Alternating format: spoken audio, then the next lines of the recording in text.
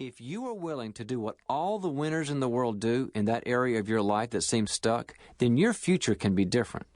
Taking responsibility in this way does not at all imply that your situation is your fault or that you caused it.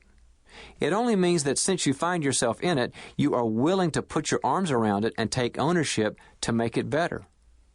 We understand that it sometimes takes more than just willingness. There are willing, responsible people who sometimes remain stuck. But in those cases, the missing ingredients are usually the information, guidance, and resources necessary to bring about change. And we will help you by supplying these very items. We will join your willingness to take ownership of your life, even if you did not cause your problem or situation, and we will guide you in taking the steps that can lead you to the place where you want to be.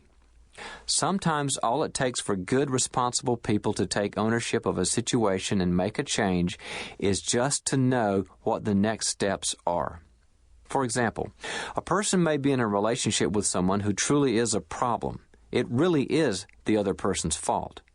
But even when dealing with a problem person, you will learn that if you just know what responsible step to take from your side, you can change a relationship and sometimes even turn the person around. Or, if you know what responsible steps to take in a situation like depression or anxiety, where the symptoms are sometimes caused by trauma or bad treatment from others, you can change a situation that you did not cause. Finding the missing piece. Whether it involves a clinical issue such as depression, anxiety, or addiction, a relational problem such as marriage or dating, or a career that will not get moving, if you are willing to be the kind of person who takes responsibility for what you can do and change your focus from what you cannot control, you can improve the situation or solve the problem. God designed you to be able to do that, and He will empower you to bring it about.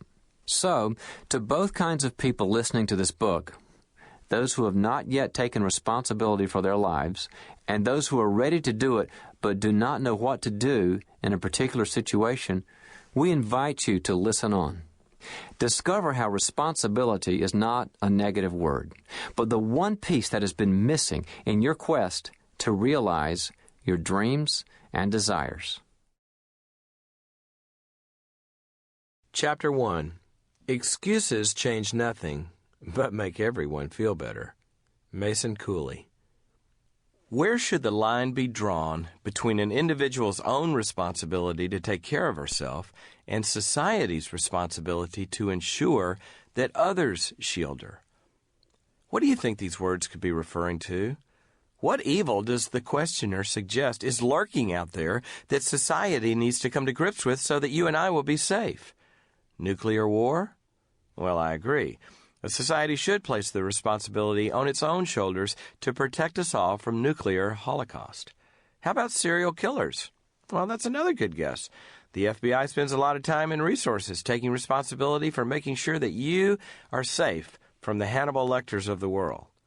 What about an outbreak of bird flu, E. coli, or some other deadly disease? Right again, the U.S. Centers for Disease Control has your back covered.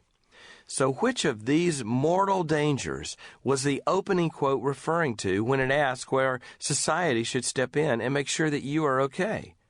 The answer? None. Guess what the culprit was that spawned this quote? I'll give you a hint. The quote comes from a ruling by a United States federal judge. Still wondering? The perpetrator so dangerous that protection from it may require the collective power of our entire society is a McDonald's hamburger. Now just think. It took a judge in the United States federal court to figure out the answer to that question. Why? Because two girls were overweight and claimed that McDonald's was responsible for their eating habits. The attorney for the plaintiffs argued that McDonald's food was, quote, physically or psychologically addictive.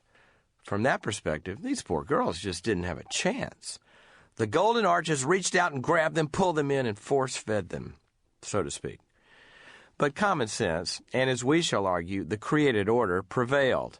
Part of the judge's opinion held that, quote, if consumers know, or reasonably should know, the potential ill health effects of eating at McDonald's,